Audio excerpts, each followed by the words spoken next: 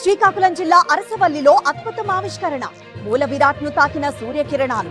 అద్భుతాన్ని చూసి పులకించిన భక్తులు. పార్టీ మారిన ఎమ్మెల్యేల అనర్హతపై విచారణ. స్పీకర్ ఛాంబర్ లో కాసేపట్లో విచారణ. ఫిరాయింపు ఎమ్మెల్యేల అడ్వకేట్ల క్రాస్ ఎగ్జామినేషన్. కాసేపట్లో కేటీఆర్ బోరబండ పర్యటన. బాకీ కార్డులు పంపిణీకి సిద్ధమైన మాజీ మంత్రి. కాంగ్రెస్ హామీలపై నిలదీయాలని పిలుపు. ఢిల్లీలో నేడు ఆర్ఎస్ఎస్ శతాబ్ది ఉత్సవాలు. పాల్గొంటున్న ప్రధాని మోదీ. ప్రత్యేక స్టాంప్ నాణం విడుదల. ప్రాజెక్టులకు పోటెత్తిన వరద ప్రవాహం. నాగార్జున సాగర్ 26 గేట్లు, శ్రీశైలం 10 గేట్లు ఎత్తివేత. జల విద్యుత్ కేంద్రంలో కొనసాగుతున్న ఉత్పత్తి.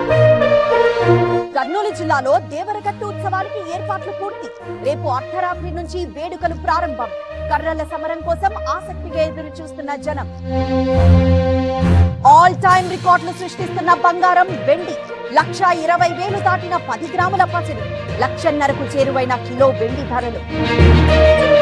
ఏలూరు జిల్లాలో గోదావరికి వరద ఉధృతి. 100 ఎకరాల్లో నీట మునిగిన పంటలు. 3 నెలలుగా వీడని వరద కష్టాలు. భద్రాచలం దగ్గర గోదావరి ఉగ్రరూపం. నీట మునిగిన స్నానఘాట్లు, కళ్యాణకట్లు. కొనసాగుతున్న రెండో ప్రమాద హెచ్చరిక. నేడు బంగాళాఖాతంలో మరో అల్పపీడనం. వారం రోజుల పాటు ఏపీకి వర్ష సూచన. ఇవాళ తెలంగాణలో వర్షాలు. బాపట్ల జిల్లాలో భారీ వర్షాలు. వరదతో నిండిన ముక్తేశ్వరాలయం. నీటిలోనే ఉత్సవమూర్తులకు పూజలు. తిరుమలలో శ్రీవారి బ్రహ్మోత్సవాలు. కన్నుల పండుగగా స్వామివారి రథోత్సవం. రాత్రి అశ్వవాహనంపై మలయప్ప స్వామి దర్శనం. విజయవాడలో వైభవంగా శరన్నవరాత్రులు. 10వ రోజు మహిషాసురమర్దిని అలంకారంలో దుర్గమ్మ.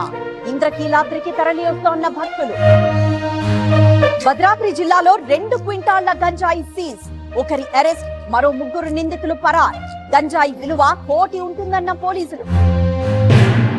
మహిళల వరల్డ్ కప్ లో భారత్ బోణి. శ్రీలంకపై 59 పరుగుల తేడాతో గెలుపు.